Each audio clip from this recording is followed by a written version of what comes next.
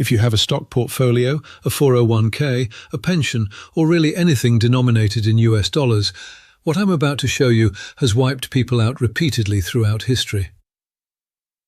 And it's happening again, not because the world is ending, not because tomorrow the dollar goes to zero, but because there's a pattern, an old one, and most people don't see it while it's happening. Rome, 260 AD, currency dies. Britain, 1940s, currency loses dominance. Germany, 1923, currency collapses. Soviet Union, 1991, currency breaks. Different cultures, different centuries, different reasons, same ending.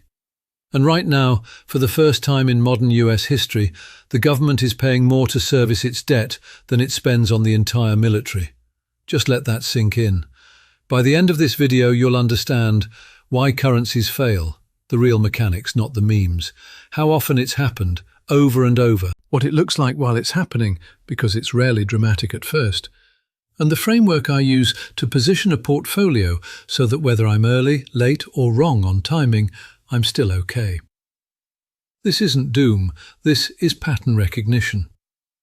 Quick disclaimer, this is education, not financial advice.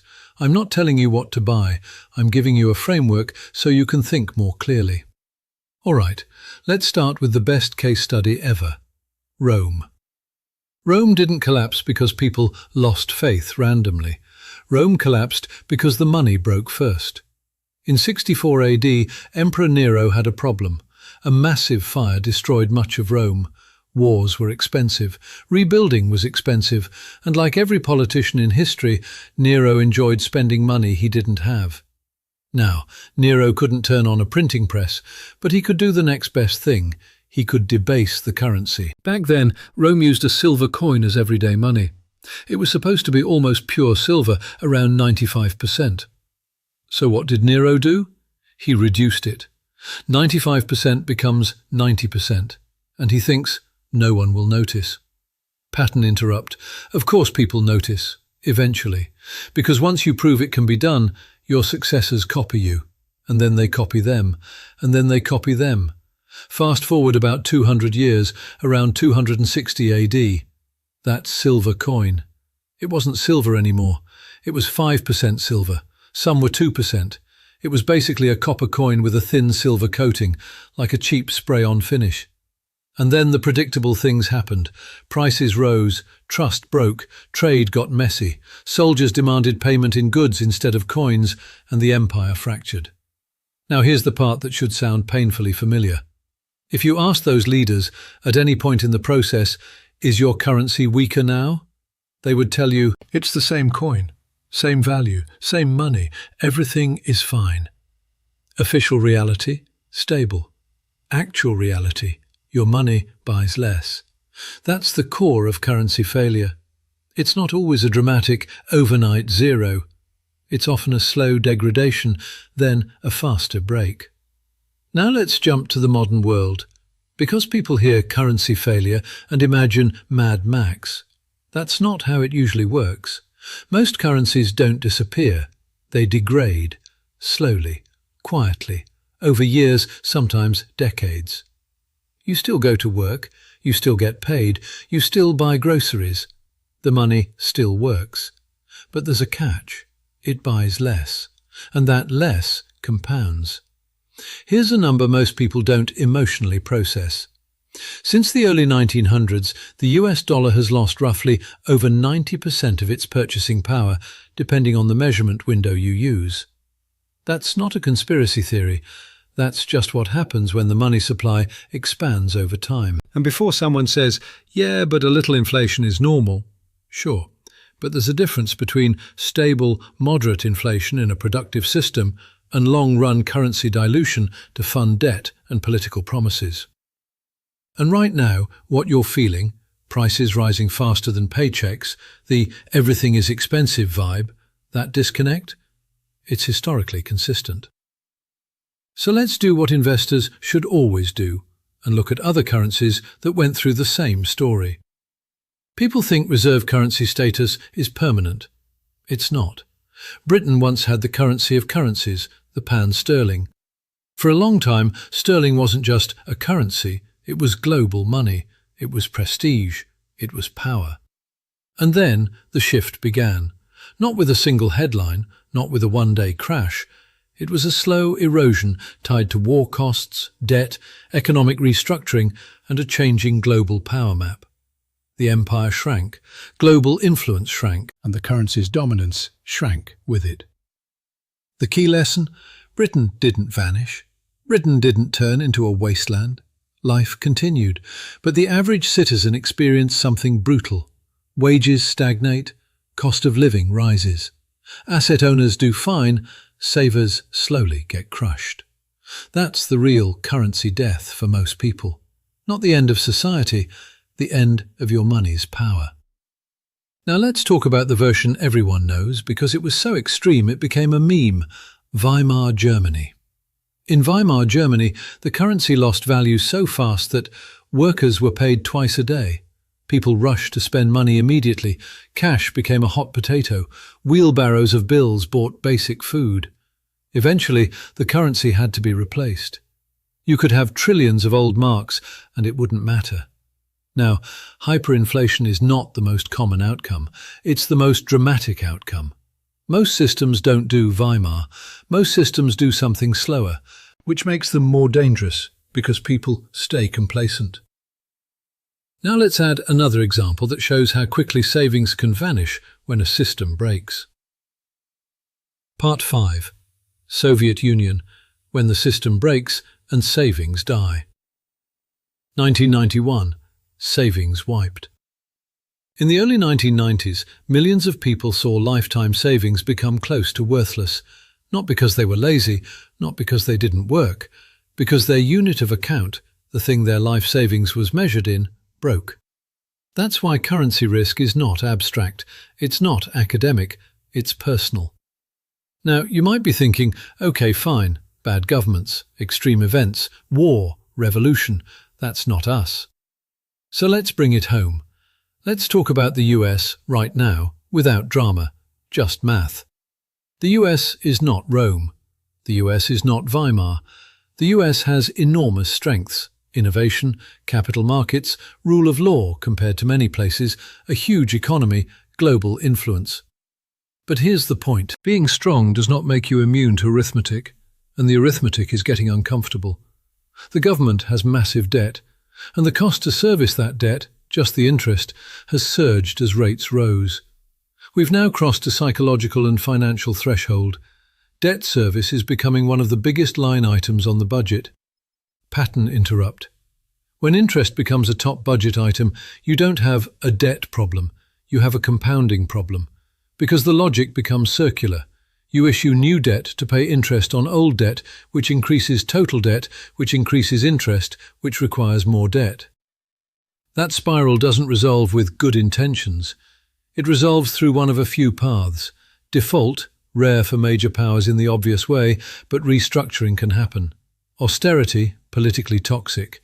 Higher taxes, limited by behavior and capital flight.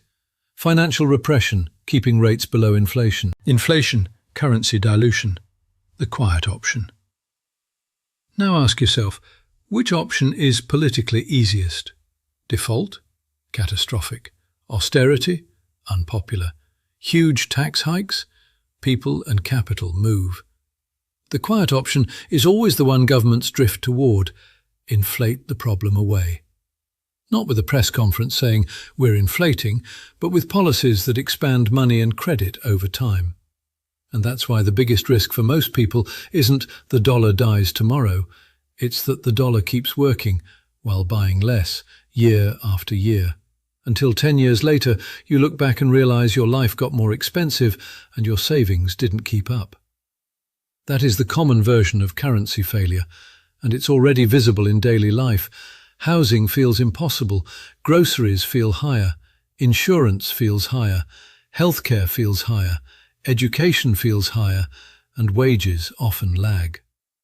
Meanwhile, the official narrative is always, inflation is transitory. Everything is fine. We're on track. That disconnect is not irrational. It's what the early stages looked like. Now, here's the critical part. Most people respond to this wrong. They get scared and they run to cash. But cash is the thing that melts during currency degradation. Let's talk about who actually wins and how. This is the brutal truth. In inflationary environments, savers get punished and owners get rewarded. Not because it's fair, because it's how the system is structured. If you save in cash while the currency dilutes, your purchasing power declines. If you own assets that reprice with inflation or benefit from it, you have a chance to keep up or even get ahead. So who tends to do well? Pricing power means a company can raise prices without losing customers.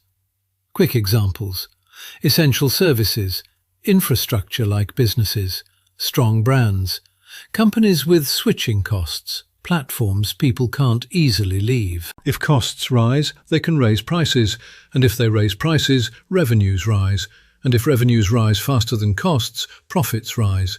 That's how equities can do well in inflationary periods, especially companies with real pricing power. Pattern interrupt: not all stocks. The right kinds of stocks. Real estate tends to reprice with inflation over time because it's real, scarce, and tied to replacement cost. Your house doesn't care about monetary policy, it's still a house. And if building materials and labour inflate, replacement cost rises and prices tend to adjust. Real estate also has another feature: rent can reset over time. But real estate has risks too: interest rate sensitivity, local market risk, leverage risk, taxes and regulation. So it's not magic, it's just historically one of the major hard asset categories. Commodities are raw inputs. They often participate when money dilutes because stuff reprices. And monetary metals, gold and silver, have one unique property: no counterparty risk. When you hold cash, you rely on the issuer. When you hold a physical monetary asset, you're not relying on someone else's promise in the same way. Now, do metals produce cash flow? No. That's why I view them more like insurance than a growth engine. But in long arcs of currency stress, they repeatedly re-enter the conversation because they're outside the credit system. And who tends to lose? People who keep large cash balances for years, rely on fixed incomes that don't adjust, hold long-duration bonds during inflationary periods, wait for things to calm down while purchasing power melts. Now, none of this requires panic, it requires structure. So let's talk about a portfolio framework that doesn't depend on perfect timing. Most people want certainty. They want someone to tell them, here's what happens, here's the date, here's the trade. That's fantasy. The real game is, how do you build a portfolio that does okay across multiple outcomes? Here are the core principles. Principle number 1, no single bet. Don't put everything into one idea, not gold, not stocks, not real estate, not crypto, not cash.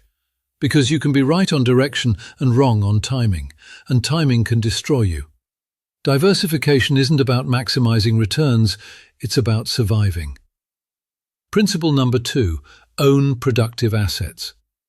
Owning productive assets means you own things that earn, produce, generate cash flow, and can adjust prices over time. That's why quality equities remain important. Even in currency degradation, companies can adapt. The right companies can raise prices, but be selective, because some companies have fake strength built on cheap debt. When money tightens, those get exposed. Principle number 3, own some real assets. Real assets tend to be things that can't be created instantly by policy: property, energy and resource exposure. Commodities, metals, as insurance. Again, this is not all in, this is some allocation. Principle number 4, keep enough liquidity to avoid forced selling. This is underrated. People blow themselves up not because they're wrong about the big picture. They blow themselves up because they run out of cash at the wrong time. So yes, keep an emergency fund, because liquidity prevents forced liquidation. The goal is not cash is king forever. The goal is cash keeps you alive during volatility. Principle number 5, humility. This is the most important one. I don't pretend to know exact timing. I don't pretend to know whether the next decade is slow erosion or a faster break. I just structure things so that if I'm early, late, or partially wrong, I'm still okay. That's the difference between investing and gambling. Here's how most people lose in currency degradation. They keep waiting for the headline. They keep waiting for the obvious crisis moment, but the moment rarely arrives cleanly. Instead, you get 3% here, 5% there, 7% there, a few years of asset inflation, then a pullback, then more dilution, then more temporary programs that become permanent.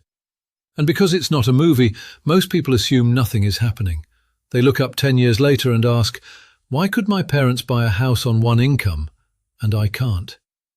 That's the erosion. Now, I'm not saying sell everything and hide. I'm not saying the dollar collapses tomorrow. Most currency degradations take a long time. Rome took centuries. Britain's shift took decades. The US can remain highly functional while still experiencing currency dilution over time. So the goal is not panic. The goal is positioning. If you want to know whether we're moving deeper into this cycle, watch these signals. Signal 1. Government interest costs as a major budget item. When interest costs become dominant, options narrow. Signal 2. Persistent deficits that don't shrink in good times. If deficits persist even in decent economic conditions, the baseline is unstable. Signal 3. Real-life inflation versus official narratives. Watch your lived reality: housing, insurance, healthcare, food, utilities. Signal 4. What major institutions do, not what they say. Ignore speeches, watch allocations. When big pools of capital move toward real assets, it's a tell. Signal 5. Central bank behavior. Central banks can talk stability all day, but if they keep hedging with hard assets, they're revealing what they believe. You don't need to become paranoid, you need to become observant. Let's be clear, this is not sell your stocks. In many inflationary environments, equities can perform well, especially businesses that can raise prices. The real risk is thinking, my portfolio is diversified because I own 20 US stocks, all priced in dollars, all dependent on liquidity. That's not full diversification, that's one system. So instead, think in layers: productive assets, quality equities, real assets, real estate, commodity exposure, insurance assets, some allocation to monetary metals, liquidity buffer, so you don't get forced to sell. And remember, the goal isn't to predict the exact moment. The goal is to avoid being the person who wakes up 10 years later realizing they saved diligently and still fell behind. Because in currency degradation, being a saver can be a trap. Being an owner is usually the path. Rome, Britain, Weimar, Soviet Union, different stories, same pattern. Government spending outpaces revenue, the gap gets funded through money and debt expansion. Purchasing power erodes, trust gradually weakens, and the system eventually resets, softly or violently. Most people notice the ending, they miss the beginning. My hope is that after this video, you can recognize the beginning. Not to panic, to position, because doing nothing is still a decision, and in this environment, the cost of doing nothing is often invisible, until it isn't. If you found this useful, share it with one person who still thinks currencies don't fail, or this time is different. Not because you want them scared, because you want them prepared. See you in the next one.